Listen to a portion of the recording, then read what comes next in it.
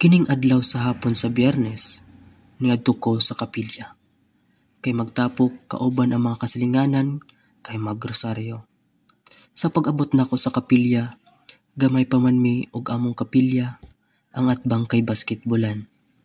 Moto kita mi og bula, ning tabok mi sa basketbolan ug nagdula ang akong mga kauban ug ang kapilya kay nagpabiling abli. Sa akong pagbalik, naanay mga bata nga gadula gawa sa kapilya.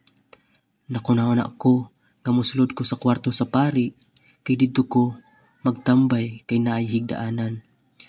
Lami ihigda og usa pa bugnaw kumbaga diri ko magpahulay.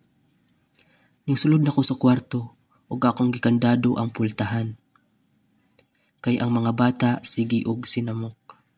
Wala nako damha nga grabe na akong tulog ato. Wala nako damha nga naabtan ako og hapon sa akong pagpahulay. Sa paggawas nako ngit-ngit na ang palibot. Paggawas nako nakakandado na ang grills. Nakuyuan ko og akong giduol nga nakakandado. Grabe na akong kahadlok kay nakadanduhan ko. Mingaw pa gyud ang palibot ug unya nganong kandado ang pultahan nga naay kadena. Gitistingan ko og tulod. Natulod ra ang grills. Sakto ra pod kay niwangon ko. O grabe na akong tagan tungod sa kahadlok. Og nakita nako si Kenneth. Kenneth, kinsay naglak sa grills? Nagdula-dula raman mi siya mga bata. Natingala ra sila kay kandado na ang grills. Padulong na mig uli unta. Apan nakita na ako si nanay ug akong gipangutana. Nay, ikandaduhan nimo ang kapilya o gihatag ba nimo sa mga bata ang yabi sa kapilya? Bag-o raman ko naabot Gio.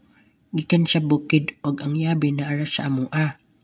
Apan sa mga pangitabo sa ako sa kapilya, nag-alagad japon ko sa Ginoo. Pagkasunod adlaw ato, nagrosaryo nami.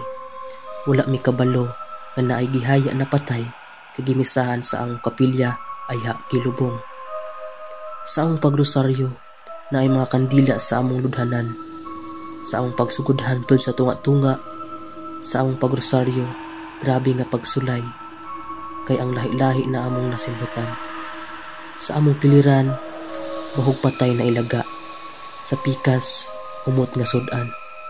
Grabe na kong pugong, kasukaon na kayo ko, grabe kaluod. Salig japon ko nga mahuman namo ang pagrosaryo. Biskan sa among paminaw sa likod, kinaay gaapil. Apan, nagpadayon na japon mi sa among pagrosaryo, kay dili pwede nga maputol.